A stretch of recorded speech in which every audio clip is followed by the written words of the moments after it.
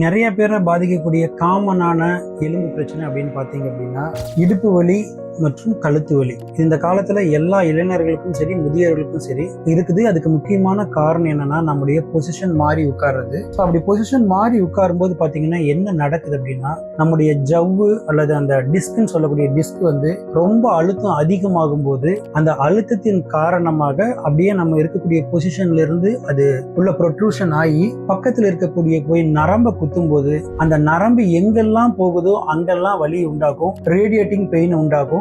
இது ரொம்ப காமனான விஷயம். இந்த ரேடியேட்டிங் பெயின்னால சயாட்டிக்கா மாதிரியான பிரச்சனைகளும், சிலருக்கு பாத்தீங்கன்னா கழுத்துல இருந்து செர்விக்கல் ரேடிகுலோபதி மாதிரியான பிரச்சனைகளும் வருது. இது எல்லாமே பாத்தீங்கன்னா நம்முடைய பொசிஷன் மாறி உட்கார்றது, ஒரே இடத்துல தொடர்ச்சியா நம்ம உட்கார்ந்துட்டு இருக்கிறது. ஸோ இதையும் நம்ம தவிர்க்கணும். அது மட்டும் இல்லாம நம்முடைய ஸ்பைன் பாதுகாக்கிறதுக்கு தினசரி எக்ஸசைஸ் பண்றதும் யோகா பண்றதும் ரொம்ப ரொம்ப அவசியமானது. இதையெல்லாம் தாண்டி இந்த பிரச்சனை வந்துருச்சு அப்படின்னா சித்த மருத்துவத்துல வர்ம முறை மருத்துவம் மிகச் சிறப்பான தீர்வா அமையுது. இது இல்லாம மேல எக்ஸ்டர்னலா அப்ளை பண்ணக்கூடிய எண்ணெய் வகைகள்ல பிண்ட தைலம் நல்லா இதனுடைய வலியை குறைக்கக்கூடியது. ஸோ நம்ம முறையான மருத்துவரை அணுகி முறையான ட்ரீட்மெண்ட் எடுத்துட்டோம்னா இது போயிடும், வராமலும் தடுக்கலாம்.